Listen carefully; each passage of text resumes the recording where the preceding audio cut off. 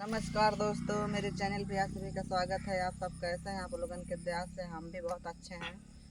तो आप लोग देख सकते हैं कि मैं यहाँ सिवान में मेरा घर है। तो मैं यहाँ पे कैमरा स्टैंड की मदद से मैं ब्लॉग वीडियो बना रही हूँ। तो ज़्यादा से ज़्यादा सपोर्ट कीजिएगा, भूलिएगा नहीं।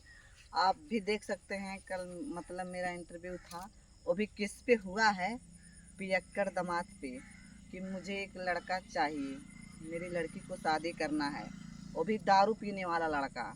पियक्कड़ दूल्हा पे मेरी लड़की का मेरा इंटरव्यू हुआ है, मुझे पियक्कड़ दामाद चाहिए।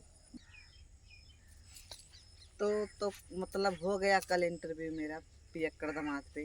तो आप सब ज़्यादा से ज़्यादा मुझे सपोर्ट कीजिएगा।